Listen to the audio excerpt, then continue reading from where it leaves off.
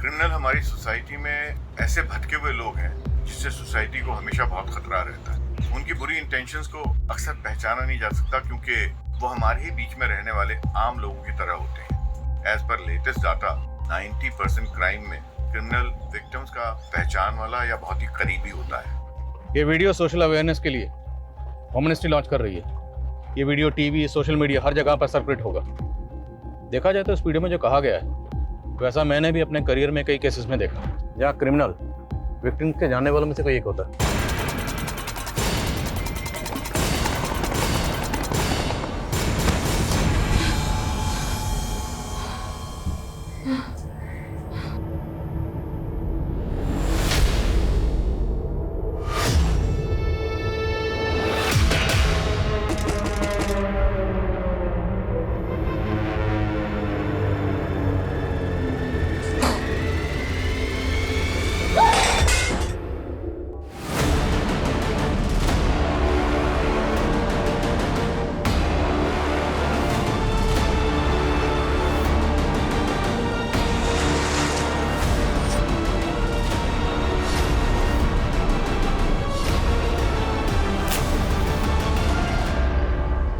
अंजलि, मुझे बख्श दे। मैं तुझे 1 लाख रुपए देने के लिए तैयार हूँ। तूने मुझे बहुत हर्ट किया है और अब ये पैसे देके मेरा मुंह बंद करवाना चाहता है। मैं तुझे 1.5 लाख रुपए देता हूँ, तू बस मुझे माफ कर दे। छूना भी मत मुझे, समझा? और अब मैं रुकने वाली नहीं हूँ। तू नहीं रुकेगी? तू अब देख मैं अब क्या करता हूँ। तू पागल हो गया है क्या? ये नाटक मत कर। ये नाटक नहीं है अंजलि, तू देख।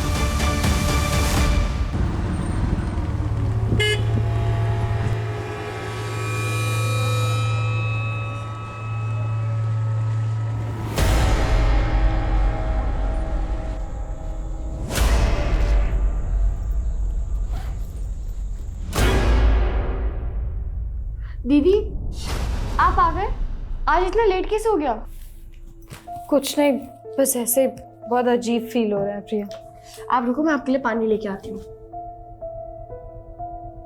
ये लो, पियो और बताओ क्या हुआ। वो मेरी जॉब छूट गई है, पर तू टेंशन मत ले। हम अभी के अभी पूना शिफ्ट हो रहे हैं, ठीक है? अभी? हाँ अभी।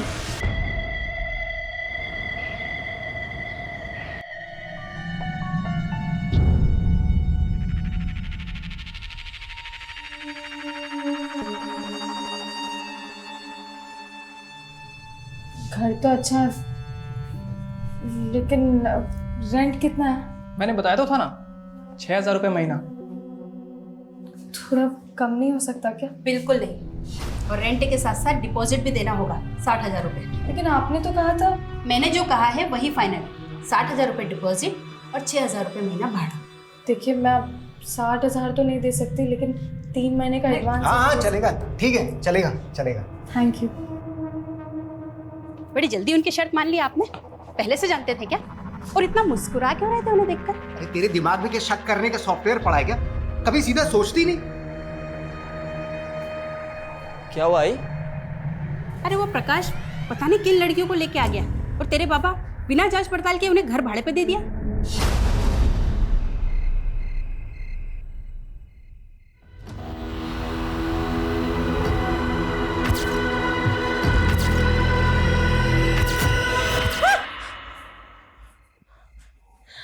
दीदी, आप ठीक हो? हाँ। आपको फिर से वो सपना है ना दीदी? हाँ, सपना ही था। दीदी, आपने मेडिसिन ली थी, आपको फिर से वो इल्यूजन हो रहा है। फैन क्यों बंद है? वो दीदी लाइट नहीं आ रही है।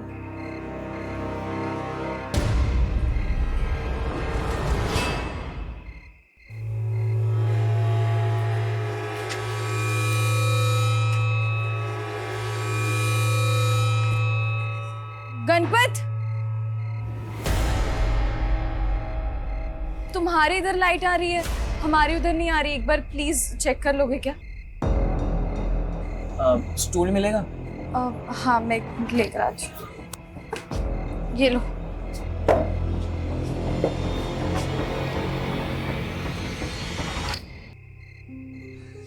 हमसे गिर गया था, पावर शेडिंग की वजह से शायद। Thank you. संभाल के।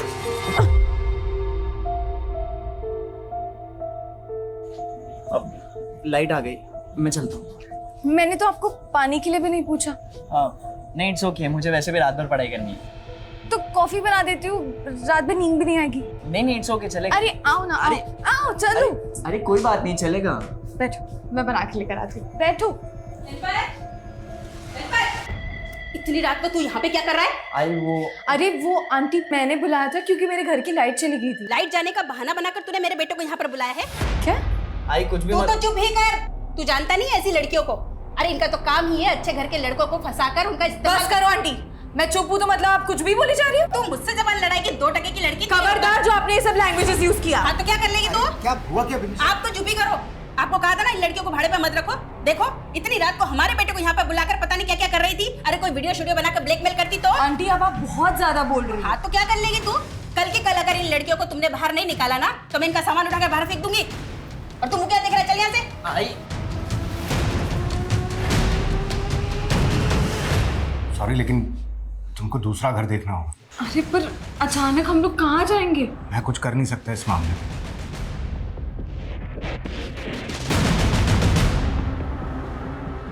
मुझे तो लगता है तेरी बीवी तेरे आसपास किसी लड़की को देखना ही नहीं चाहती। अरे मैं खुद तंग आ गया हूँ अपनी बीवी से। और ये जो लड़की है ना, ये भी कम नहीं है, उल्टी नदी बहा रही है। मेरे बेटे पर लट्टू हो रही है वो। क्या? वो लड़की तो बड़ी तेज निकली। ऐसे कैसे घर छोड़ दे? मैं ही घर छोड़ के कहीं नहीं जाने वाली। और अब मैं उन लोगों को बताऊंगी कि मैं क्या क्या कर सकती हूँ। पर दीदी, गलती आपकी भी तो थी ना। आपको पता है आंटी का नेचर, फिर भी आपने गणपत को बुलाया।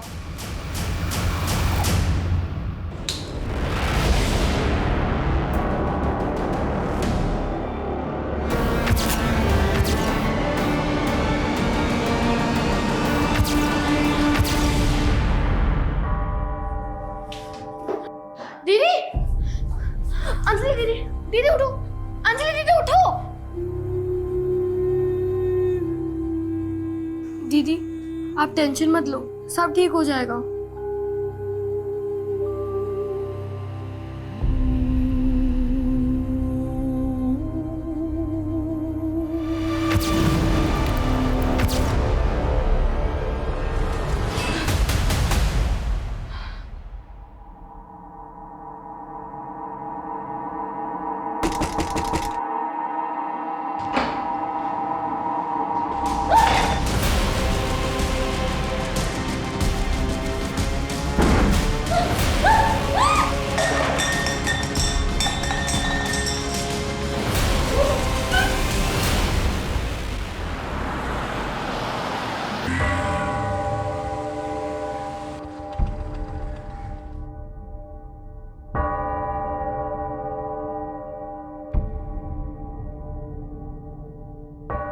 देखिए डरिए मत, जो भी बात है साफ साफ बताइए।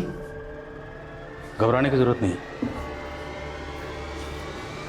बोलिए क्या हुआ? सर मेरा गैंग रेप हुआ है। कितने लोग थे? 2 नहीं, ये शायद 3। आप जानती हैं उन्हें? बहुत अंधेरा था, मैं किसी का चेहरा देख नहीं सकी। कहाँ हुआ? मेरे घर। घर पे? आपकी फैमिली कहाँ रहती है? मैं अपनी छोटी बहन के साथ रहती हूँ। हम रेंट पर रहते हैं। Sir please help me. घबराइए मत, सब ठीक हो जाएगा। हम मदद करेंगे हर तरह से। लेकिन पहले हमें आपका मेडिकल करवाना पड़ेगा।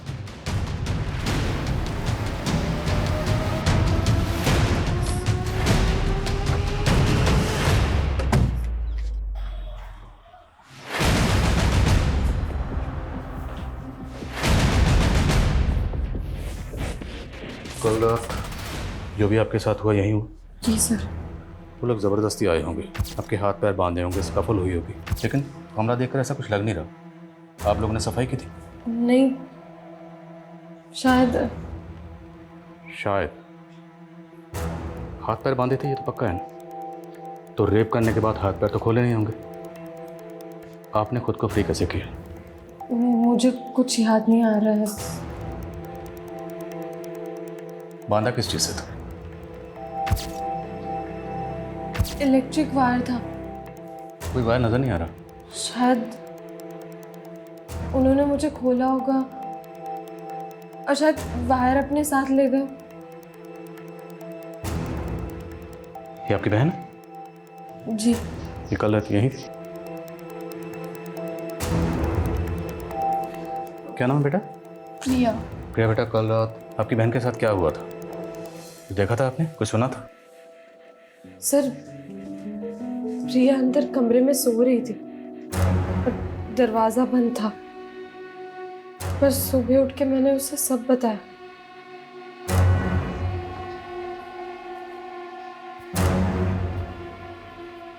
ये लड़की अंजलि कह रही है कि इसका गैंग रेप हुआ है, लेकिन क्या हुआ, कैसे हुआ, इसका कुछ याद नहीं। छोटी बहन साथ में मौजूद थी, उसने भी कुछ देखा नहीं, कुछ सुना नहीं। कैसे मुमकिन है? पड़ोसी से पता करो, शायद किसी ने कुछ देखा है, सुना। मैं मकान मालिक से मिलता हूँ। Okay sir. क्या अंजलि का रेप? गैंग रेप हुआ मैडम। कब? कल रात को। आप लोगों ने कुछ तो सुना होगा, स्ट्रगल की कोई आवाज़ आई होगी, कुछ तोड़फोड़ हुई होगी। कल रात इस एरिया की इलेक्ट्रिसिटी गई।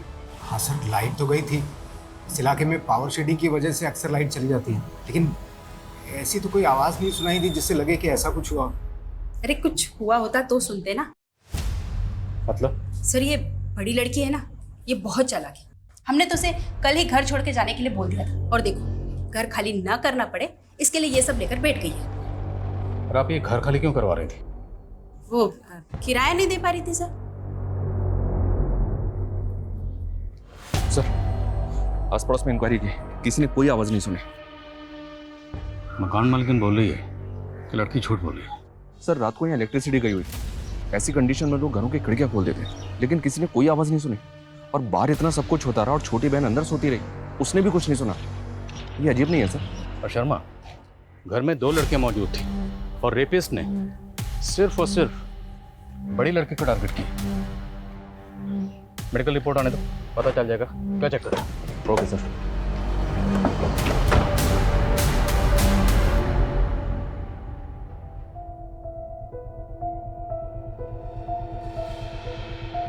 दीदी, कल रात सच में आपके साथ? तो क्या मैं झूठ बोल रही हूँ? नहीं दीदी, पर फिर आपने मुझे रात में क्यों नहीं बताया?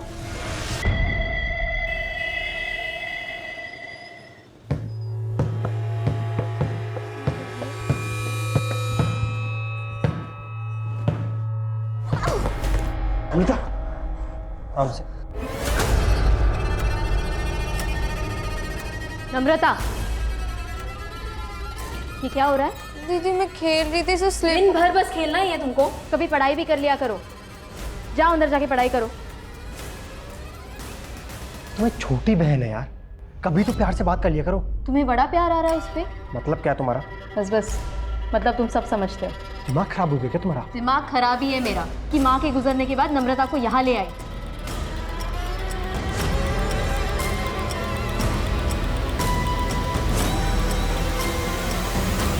सर, ये अंजलि की मेडिकल रिपोर्ट, उसकी बॉडी पे किसी भी तरह की खरोच के निशान नहीं है, जिससे ये साबित हो कि उसके साथ जबरदस्ती हुई, और ना ही किसी रेपिस्ट के सीमेन सैंपल्स।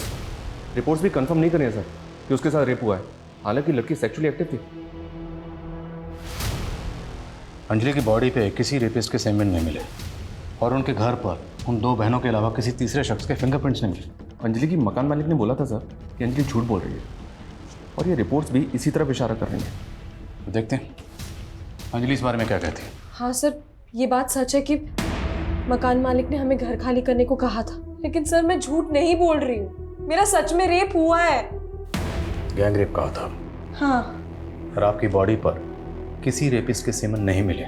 लेकिन सर उन लोगों ने मेरे साथ जबरदस्ती की थी। हाँ लेकिन उन लोगों ने मेरे साथ रेप करने के बाद मुझे जबरदस्ती नहला दिया था। सर शायद इसी वजह से सिमन। ये आपने हमें पहले क्यों नहीं बताया? सर मैं बहुत ज्यादा पैनिक हो गई थी, मेरे साथ इतना सब कुछ हुआ लेकिन आप लोग भरोसा करने के लिए तैयार ही नहीं। मीडिया वाले सही कहते हैं, आप लोग के इसी रवैये की वजह से ना 90% ऑफ रेप विक्टिम रिपोर्ट लिखवाने से डरते हैं। देखिए, हम खुद कुछ नहीं कह रहे हैं, ये सब आपकी मेडिकल रिपोर्ट में लिख के रहा है। और आपकी बहन भी तो मौजूद थी। प्रिया बेटा, हमें वाकई समझ में नहीं आ रहा, आपकी बहन के साथ इतना कुछ हुआ, आपने कुछ देखा नहीं, कुछ सुना नहीं, कैसे? वो सर, मुझे उस दिन फीवर था, इसलिए मैं दवाई लेकर सो गई थी। शायद इसलिए मेरी आंखें नहीं खुली। सर मुझे ऐसा लग रहा है कि अंजलि ने अपनी बहन को रटा दिया है, जो उसे हमारे सामने क्या बोलना। एक काम करते हैं, अंजलि से थोड़ा सख्ती से इंक्वायरी करते हैं। नहीं कर सकते, देखा नहीं तो कैसे मीडिया का हवाला देकर रेप विक्टिम्स की बातें कर रही थी। अगर हमने ऐसा किया तो मीडिया में बवाल मचाएगी कि हम उसकी बात सुन नहीं रहे। तो फिर क्या करना चाहिए सर? पता करना होगा कि अंजलि झूठ किस मकसद से बोल रही है।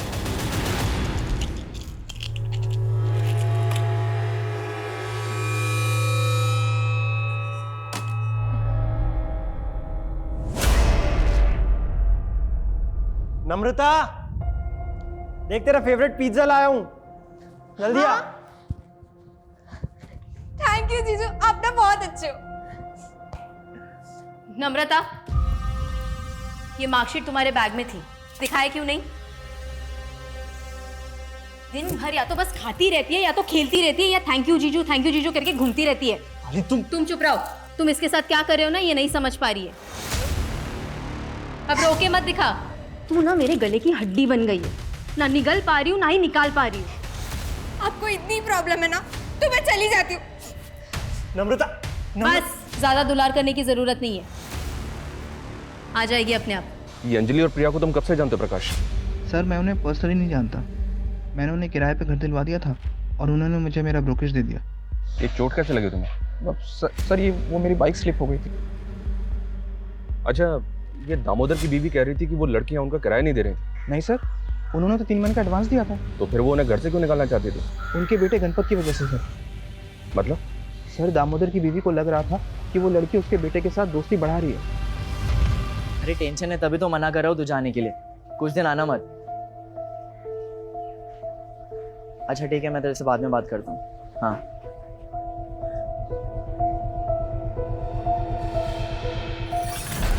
अरे आजकल तो हर रात सुहाग रात। था फिर मुझे मालूम नहीं था कि तेरी जोड़ी ऐसे रास आएगी। अरे भाई तू बस देखता जा, अपना धंधा भी बढ़ेगा और मजे तो मजे भी होते रहेंगे। अच्छा फिर बॉस कौन है मालूम है ना? कौन है बॉस? एक चीज याद रखना, क्या? 30% तू और 70% मैं। मतलब बॉस तू है? आजा तेरे को खाना खिलाता हूँ। अरे बैठ। अरे नरेंद्र, क्या चश्मा पहना है नरेंद्र। ये ले तेरे लिए इम्पोर्टेंट सिगरेट है, कस्टम का माल है। कश कश के पीना। क्या सच बोलो ना, वहाँ दे दे। तो सिगरेट पी के मुझे फेफड़े जला के जल्दी नहीं मरना है। दिन की 3 सिगरेट पीता हूँ बस है भाई। वादे का पक्का नरेंद्र। क्या खिला दिया तू उसको? तू कुछ भी बोलती है इसके लिए बन जाती है पत्थर की लकीर। हाँ तू तो मेरी हर बात भजियो जैसी तल देता है ना। छोड़ना यार, मेरे को भूख लगी है, कुछ खिला दे। फ्री में नहीं दूंगी। इतनी महंगी सिगरेट पिलाता हूँ उसको मैं। हाँ, और तू क्या मेरी माँ हो के तू ऐसा दुकान वाली बात करेगी? तुझे बड़ी पड़ी है अपनी माँ बाप की। बाप की आंखें नहीं है, माँ के घुटनों में दर्द रहता है। कभी बटाता है तू हमारा हाथ? मुझे ये स्टॉल वॉल में इंटरेस्ट नहीं है। अपना देखना यही सड़क पे एक आलीशान रेस्टोरेंट होगा, फिर रेस्टोरेंट पे जाके खाना खा। सर मैंने अंजलि की पिछले दिनों की मूवमेंट चेक की, वो पिछले 2 महीने से अलग अलग ऑफिस में इंटरव्यू दे रही है जॉब के लिए, लेकिन अभी तक जॉब मिली नहीं उसको। मतलब जॉबलेस थी? Yes sir. उसकी मकान मालकिन भी कह रही थी कोई किराया नहीं दे पा रही थी। तो क्या मतलब मकान खाली ना करना पड़े सिर्फ इसलिए कोई लड़की इतना बड़ा झूठ बोलेगी? हो सकता है सर उसे कोई दिमागी परेशानी। कैसी दिमागी परेशानी? उसके घर के पास एक केमिस्ट है सर, जहाँ अंजलि हर फ्राइडे जाती है और 1 हफ्ते की दवाइयाँ खरीदती है।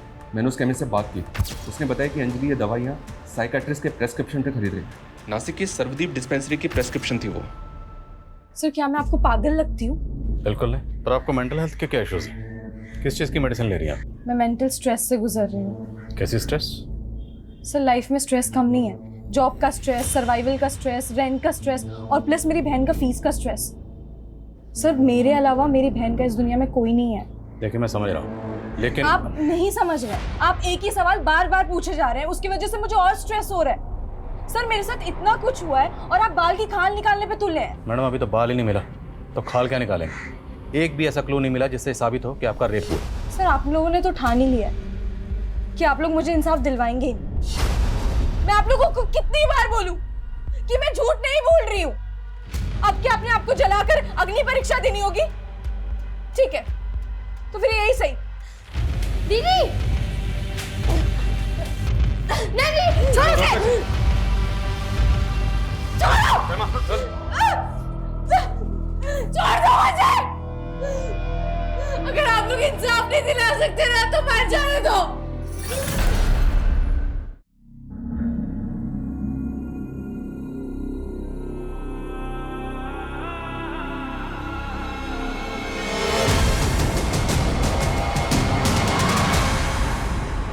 यस सर, ये लड़की मेरी पेशेंट थी। 4 महीने पहले ही मेरे पास आई थी। मुझे ना बहुत ज़्यादा स्ट्रेस है, पूरी रात नींद नहीं आती है। प्रॉब्लम क्या है? वो सपना उसको चलता हुआ देखती हूँ। मैंने इससे 2 सेशन ही बात की थी और मैं समझ गई थी कि ये कोई सपना नहीं है, बल्कि उसका कोई पास्ट है जिसमें उसने किसी जिंदा औरत को जलते हुए विटनेस किया है। तो क्या अंजलि ने आपको ये बताया था कि उस औरत से उसका रिश्ता क्या है? एक्चुअली उसने खुलकर कुछ भी नहीं बताया, बल्कि मैं सोच रही थी कि नेक्स्ट सेशन में उसे डीपली डिस्कस करूंगी, पर उसने तो आना ही बंद कर दिया। वो नासिक में कहाँ रहती है? शायद गणेश नगर, वहीं पास में ही कोई अनुवा केमिकल्स करके कोई एक कंपनी है, शायद उसी में काम करती थी। क्या अंजलि ने रेप केस फाइल किया है? उसने तो हमें ये बताया कि उसका गैंग रेप हुआ है। पर सर ये सब किया किसने? वो तो अंजलि को भी नहीं पता है, लेकिन हम ये जानना चाहते हैं कि उसने यहाँ का जॉब क्यों छोड़ा। सर वो जॉब करने आई कहाँ थी? मतलब? सर मुझे आपको बताने से बहुत डर लग रहा है, लेकिन आपको कहीं और से सच्चाई पता चले इससे पहले मैं आपको सच बता देता हूँ। भाई बहुत तगड़ा ऑर्डर लगा इस बार हाथ। क्या बात है। 1 kg कानपुर ले जाना है। रिस्क तो है, पता क्या करें? नरेंद्र, अरे मेरा बाप कब काम आएगा? सुन, ये दिव्या लोग है ना, ये लोग को क्या मिलता है मालूम है? हमदर्दी। ये लोग का चेकिंग होने का चांसेस बहुत कम है। नासिक में स्टोर मैनेजर कुणाल को रेप की धमकी देकर ब्लैकमेल कर रही थी, और यहाँ पे ये गैंग रेप चल क्या रहा है? कुणाल झूठ बोल रहा है सर, वो मुझे मोलेस्ट कर रहा था। 1.5 लाख रुपए लिए थे तुमने कुणाल से, ट्रांजैक्शन का प्रूफ है हमारे पास। हाँ मैंने उससे 1.5 लाख रुपए लिए थे, लेकिन वो मुझे मोलेस्ट कर रहा था। मैंने उसके खिलाफ कंप्लेंट करने का भी सोचा, लेकिन जब उसने सुसाइड करने की कोशिश की तो मैं पीछे हट गई।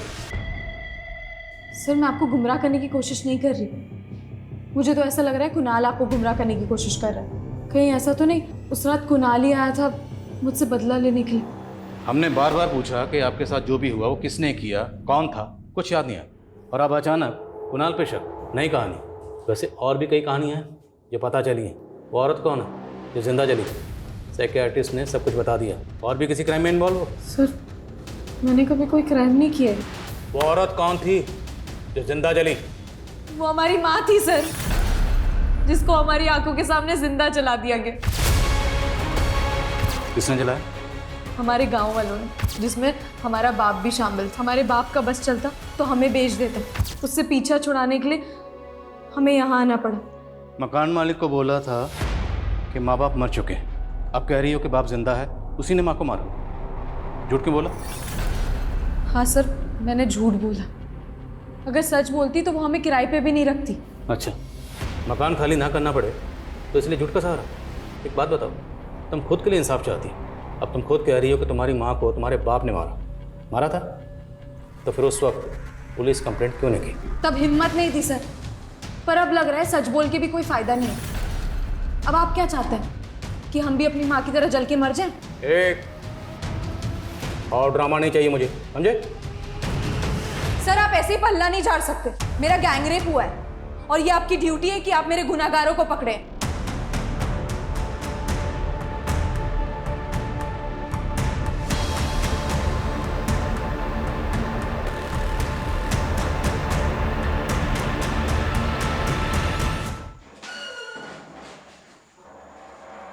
ये काफ़ी सदमे में है। पूछिए इसे इसके साथ क्या हुआ था और ये इस मार्केट में कैसे पहुंची।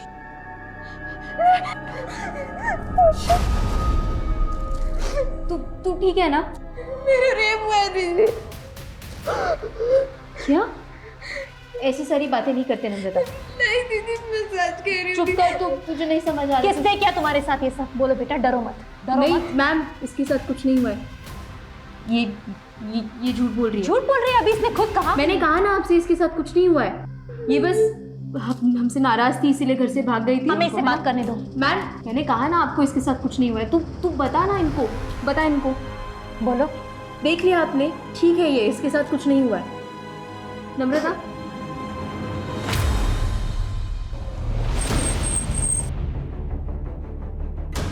हाँ, ये हमारे गांव की ही है, भालेराव की बेटियां हैं। देखिए सरपंच जी, इन दोनों बहनों ने बयान दिया हमें कि गांव के कुछ लोगों ने इनके बाप के साथ मिलके इनकी मां को जिंदा जला दिया था। साहब, हो सकता है ऐसा कुछ हुआ हो, लेकिन ये हमें मालूम नहीं है। और इनका बाप कुछ भी कर सकता है। एक नंबर का कमीना है, अपनी बीवी से धंधा करवाता था, जानवर।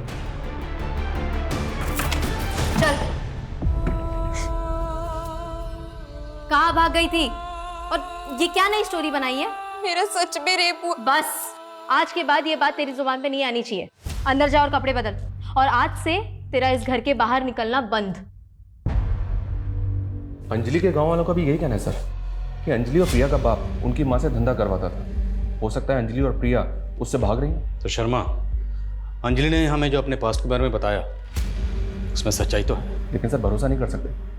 हो सकता है दोनों बहनें अपने बाप के कहने पे लोगों से गलत तरीके से पैसा वसूल करती हैं, जैसे अंजलि ने कुणाल को हनी ट्रैप करके ब्लैकमेल किया। और यहाँ वो कह रही है कि उसके साथ गैंग रेप हुआ, लेकिन अभी तक इसका कोई सबूत नहीं मिला है सर। हो सकता है इसके पीछे अंजलि का कोई एजेंडा हो। लेकिन शर्मा, सबूत तो एजेंडे के भी नहीं मिले। क्यों ना हम इस केस को इस नज़रिए से तहकीकात करें कि अंजलि के साथ ये सब कुछ हुआ है। हो सकता है ये कोई रैंडम क्रिमिनल हो, एरिया के जितने भी उठाए गए हिस्ट्री शीटर हैं सबको उठाओ। और अगर ये गैंग रेप है तो फिर अंजलि के साथ किसने किया है? उसने कुणाल पे शक जताया था सर। देखता हूँ वो उस रात कहाँ था। एजेंट प्रकाश को भी चेक करो। और दामोदर के बेटे गणपत के साथ अंजलि फ्रेंडली हो रही थी, इसलिए दामोदर की बीवी विनीशा दोनों बहनों से मकान खाली करवा रही थी। फिर इस फैमिली को चेक करो। Okay sir.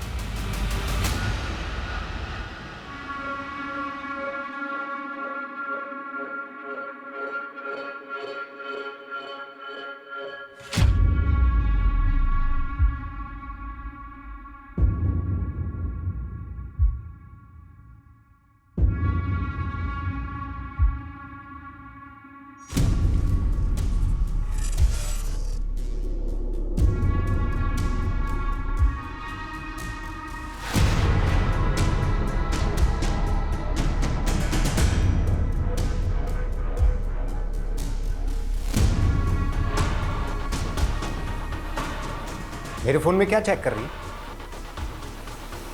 यही कि उस रात तुमने किसे कॉल किया था?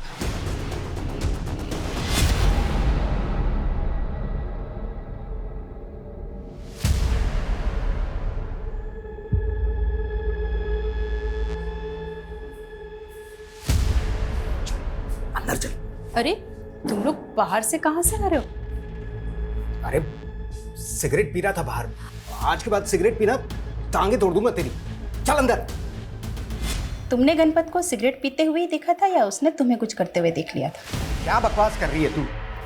हाँ तो उस रात प्रकाश को क्यों कॉल किया था तुमने? अरे तू ही तो बोली थी कि लड़कियों से घर खाली कराने का है। अभी उनके एजेंट को तो बोलना पड़ेगा ना।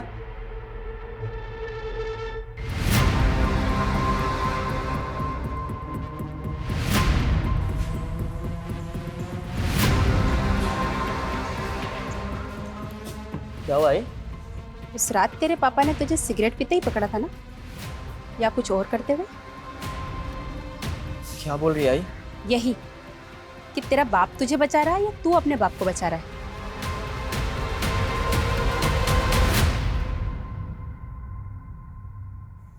दीदी, मैं आप पर डाउट नहीं कर रही हूँ, पर मुझे अभी भी एक बात समझ में नहीं आई। मैं भले ही उस रात दवाई लेकर सो गई थी, पर आप चिल्लाते तो कोई ना कोई तो सुनता। जोर जोर से चिल्ला सकती थी, लेकिन मैंने ज़्यादा स्ट्रगल नहीं किया। तेरी वजह से। मेरी वजह से? क्योंकि अगर मैं चिल्लाती तो तू भी उठ जाती और फिर उन लोगों को पता चल जाता तो जैसे मेरे साथ किया वैसे तेरे साथ भी करते।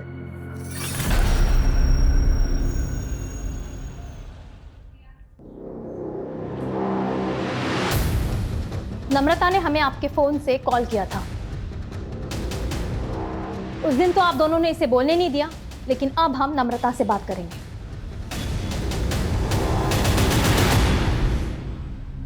घबराओ मत बेटा, बोलो। मैं दीदी से गुस्सा थी और दूर चली गई थी। वहां बहुत अंधेरा था। कौन था वो? तुम जानती थी उसको? अंजलि है बेटा। आप फिर आ गई मेरी तकलीफ का मजाक उड़ाने। मैं तुमसे बात करना चाहती हूँ। बोलिए। कई बार हम लोगों को समझने में भूल कर बैठते हैं, क्योंकि हम उन्हें उसी नज़रिए से देखते हैं जिस नज़रिए से हम उन्हें देखना चाहते हैं। लेकिन हर बात का दूसरा पहलू भी तो होता है। फिर आप ही सोचें कि मैं अपने रेप को लेके झूठ क्यों बोलूँगी। कई बार सच बदनाम हो जाता है और झूठ को हमदर्दी मिल जाती है।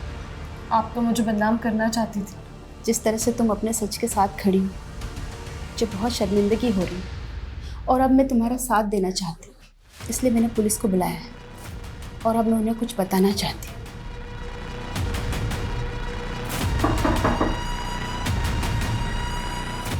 सर, उस रात मैंने यहाँ से कुछ आवाज़ें सुनी थी। पर ये अचानक आपका हृदय परिवर्तन कैसे हो गया? सर, याद आया तो बता दिया। अब कुछ सुना था तो कुछ देखा भी तो होगा।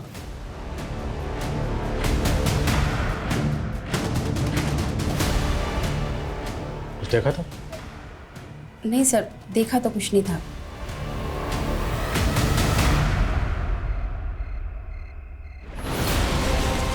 सर, भले ही अंजलि की मकान मालकिन भी उस पर भरोसा कर रही है, लेकिन अभी तक ऐसा कोई क्लू नहीं मिला है जिससे पता चले कि उस रात 2 या 3 लोग उस घर में आए थे जिन्होंने अंजलि का रेप किया था। दामोदर, गणपत और आसपास के कुछ लोगों के कॉल रिकॉर्ड चेक किए मैंने, लेकिन किसी में भी कुछ भी सस्पिशियस नहीं मिला। और सर, लोकेशन रिकॉर्ड से भी कुछ भी नहीं मिलेगा हमें, क्योंकि ये सारे लोग एक ही एरिया में रहते हैं। इस कुणाल की भी एलिबाई चेक की मैंने, वो उस रात नासिक में ही था। उसके कॉल और लोकेशन रिकॉर्ड में भी कुछ भी सस्पिशियस नहीं मिला। विनिशा का बेटा गणपत, इसकी अंजलि से दोस्ती थी, तो क्या विनिशा अंजलि का जज्बा देख कर डर गई, घबरा गई, इसलिए अंजलि को कॉन्फिडेंस में लेने का नाटक कर रही? और जिस तरह से ये सब कुछ अंधेरे में हुआ है, डीएनए मिटा दिया गया, घर की एक एक चीज़ बिल्कुल अपने ठिकाने पे थी, परफेक्ट। ये सब तो कोई ऐसा शख्स कर सकता है जो उस घर के चप्पे चप्पे से वाकिफ हो। अगर अंजलि सच कह रही है तो उसे पहले ब्लाइंड फोल्ड किया गया, फिर इलेक्ट्रिक वायर से उसके हाथ पैर बांधे गए। उस दिन उस एरिया में इलेक्ट्रिसिटी नहीं थी, यहाँ तक कि स्ट्रीट लाइट भी ऑफ थी। राइट सर, और ज़्यादातर सीसीटीवी ऑफ थे। क्या क्रिमिनल पहले से जानता था कि लाइट जाने वाली है? क्या क्रिमिनल इलेक्ट्रिसिटी बोर्ड से जुड़ा हो सकता है? सर, मैंने एक चांस लिया था। उस रात नाइट ड्यूटी पे जितने भी इलेक्ट्रिसिटी बोर्ड के वर्कर्स थे, उन सब की लिस्टिंग की थी मैंने। यहाँ तक कि उस एरिया के जितने भी हिस्ट्री शीटर हैं, सेक्स ऑफेंडर्स हैं, उन सब से बात की मैंने, पर कुछ मिला नहीं सर। मैं इस केस फाइल को अनसॉल्व केसेस की फाइल में नहीं देख सकता। इस केस को हमें किसी भी सूरत में सॉल्व करना है। सर, हमें ऐसे 2 केसेस मिले हैं जिनमें रेप विक्टिम की स्टेटमेंट अंजलि की स्टेटमेंट से काफ़ी मैच कर रही है। कानपुर में एक 14 वर्षीय बच्ची के साथ रेप हुआ था सर, उसको भी इलेक्ट्रिक वायर से बांध के ब्लाइंड फोल्ड किया गया था। और जयपुर में 60 वर्षीय शांता के साथ भी काफ़ी ब्रूटैलिटी हुई थी सर। इन दोनों केसेस में क्रिमिनल्स ने क्राइम करने के बाद विक्टिम्स को नहला दिया था सीमेंट वाइप आउट करने के लिए। और ये दोनों केस घर के अंदर नहीं हुए सर, घर के बाहर ऐसी जगह पे हुए जहाँ काफ़ी अंधेरा था। मतलब इन तीनों केसेस में मोडस ऑपरेंडी के अलावा अंधेरा भी कॉमन। हमें लगता है कि आप तीनों का रेपिस्ट एक ही है, इसलिए जिस दिन ये वारदात हुई हम जानना चाहते हैं कि उस दिन आपके साथ क्या क्या हुआ, डिटेल में। सर, उस दिन मेरे बहू के साथ झगड़ा हुआ था। मैं बीकानेर जाना चाहती थी अपने भाई के घर। बस स्टॉप के पास किसी ने कहा कि दिन की आखिरी बस निकल गई है। वहाँ से बाईपास 1 किलोमीटर दूर था। मुझे कोई रिक्शा नहीं मिला, मैं पैदल ही जा रही थी कि तभी पीछे से किसी ने मुझे पकड़ लिया। मैं दीदी से गुस्सा थी, मुझे तो घर भी नहीं जाना था और मुझे एक बेगर ने परेशान करने की कोशिश की थी। उसने मुझ पर इत्र डाल दिया था मुझे भूख लग रही थी तो मैंने देखा कि एक बैंक्वेट में फंक्शन हो रहा था। मैंने अंदर जाने की कोशिश की तो वहाँ के गेट कीपर ने मुझे बाहर निकाल दिया। सुनो बेटा। फिर एक ब्लाइंड अंकल ने मुझे खाने के लिए बिस्किट्स दिए। मैं वहाँ से भी चली गई थी। थोड़ी ही आगे जाके किसी ने मुझे पकड़ लिया। लेकिन सर, उस इंसिडेंट के 2 दिन पहले एक ब्लाइंड मैन आया था मेरे घर पे। वो सेल्समैन था। जी जी, मैं ज़ायरस मशीन से आया हूँ। इन्वर्टर इंस्टॉल किया था हमने आपके यहाँ, उसकी कंप्लेंट है। फिर वो मेरे गांव का नाम भी पूछ रहा था। सर, जितनी सफाई और चालाकी से क्राइम्स किए गए हैं, जहाँ क्रिमिनल्स ने डीएनए तक नहीं छोड़ा है, मुझे नहीं लगता कि कोई ब्लाइंड मैन ऐसा करेगा। तो मुमकिन है कि कोई ब्लाइंड मैन को सिर्फ रैके के लिए इस्तेमाल कर रहा हो, या फिर वो ब्लाइंड हो ही नहीं, ब्लाइंड होने का नाटक कर रहा, क्योंकि नम्रता के क्राइम सीन से जो ब्लाइंड मैन गायब वो आज तक मिला नहीं। जरा उस कंपनी में पता करो, क्या वहाँ पर कोई blind man salesman? Okay sir.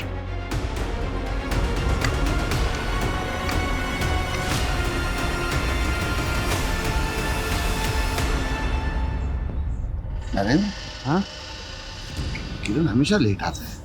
हाँ, अभी क्या कर सकते हैं। किरण आ गया। कितना वेट कराता है तू? अरे वेट मैं कहाँ करवाता हूँ, वेट तो तू करवाता है। हाँ? हर औरत के साथ सबसे पहले लगता है। हाँ? और इतना लंबा लगता है कि हमें इंतजार करना पड़ता है।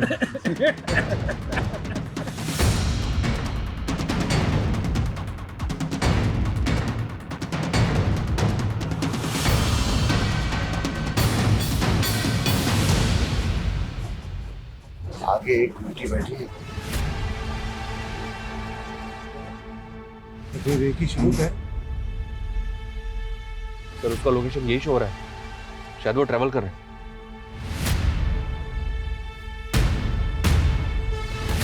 कहीं वो इस बस में तो ट्रैवल नहीं कर रहा? हो सकता है सर। फॉलो करो बस को।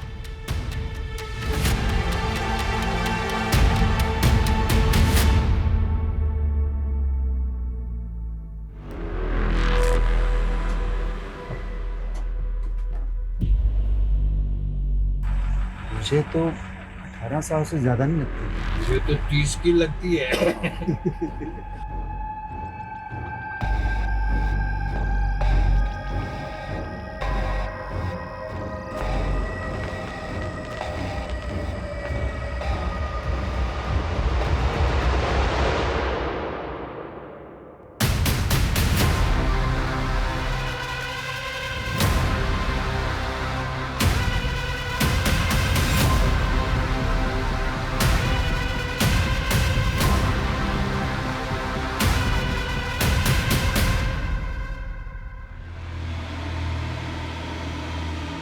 हमें लग रहा था कि कोर्ट में इनका जुर्म साबित करना मुश्किल होगा, पर इनकी हरकतें अपने आप में सबूत है। वीडियो बनाओ इनका।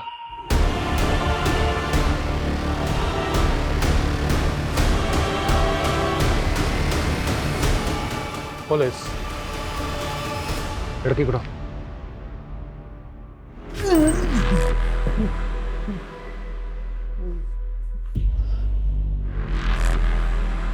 कानपुर की नम्रता, जयपुर की शांता और पुणे की अंजलि, तीनों विक्टिम्स ने तुम लोगों की तस्वीरों को आइडेंटिफाई किया। हो ही नहीं सकता, आप हमारे खिलाफ कुछ साबित नहीं कर पाए हैं। सब साबित होगा जब तुम तीनों को खड़े करके कोर्ट में विक्टिम के सामने तुम्हारी परेड करवाएंगे। और आज उस लड़की के साथ जो तुम लोग छिछोरी हरकतें कर रहे थे, उसका वीडियो है हमारे पास।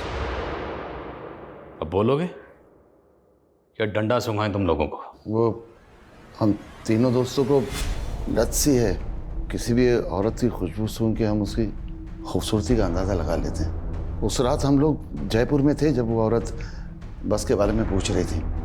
उसने जो हेयर ऑयल लगाया था उसकी खुशबू से हम लोग मंत्रमुग्ध हो गए थे। और उस बच्ची के इत्र की खुशबू ने मुझे मदहोश कर दिया। तब मैं कानपुर घूमने गया था, फिर उसके साथ। तुम सिर्फ रैंडम लड़कियों को टारगेट नहीं करते शारिक। तुम्हारा असली नाम शारिक है, ये मैं पता चल गया। तुमने अपना नाम बदला सुधीर और बन गए इन्वर्टर सेल्समैन। वो वर्धा में मुझसे एक कांड हो गया था, वहाँ की पुलिस सारिक नाम के आदमी को ढूंढ रही थी, इसलिए मैंने नाम बदल लिया। वर्दा, अंजलि वर्दा की है, तो जानता है ना उसको? जी माफ कीजिएगा, आपकी आवाज कुछ जानी पहचानी सी लगती है। उसके गांव के पास ही मेरा गांव था, उसके बाप को भी जानता था मैं, बहुत पहले उसकी फैमिली से भी मिला था। आवाज से पहचान लिया? मुमकिन ही नहीं है। दिखता है ना तुझे, अंधा नहीं है ना तू? मैं पार्शियली ब्लाइंड हूँ, 70% अंधा हूँ मैं, और ये किरण ये 60% अंधा है, और नरेंद्र कंप्लीट ब्लाइंड। ताज्जुब इस बात का नहीं कि तुम लोग विक्टिम्स के साथ रेप करने के बाद उन्हें नहला देते थे ताकि सीमेंस धुल जाए। तुम्हें ये सब पता था, इस बात की हैरानी नहीं है। हैरानी इस बात की है कि विक्टिम्स को पता नहीं चलता था कि तुम लोग अंधे हो, ब्लाइंड हो, और इतनी सफाई से अपना काम करके निकल जाते थे। कैसे करते थे इस? अंधेरा आंख वालों की कमजोरी है, हमारी नहीं।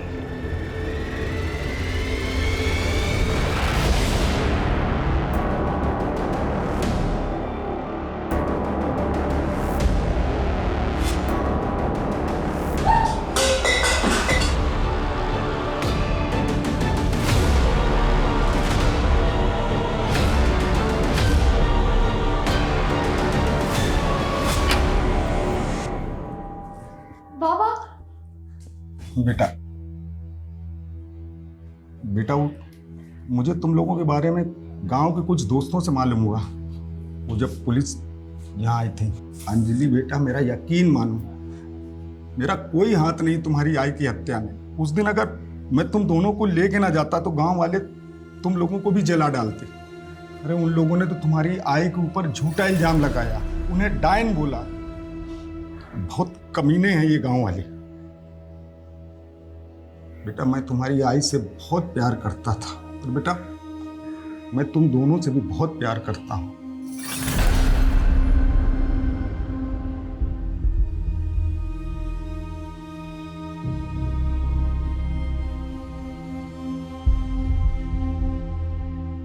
ऐसे स्ट्रेंज केस के बारे में तो मैंने कभी नहीं सुना था सर।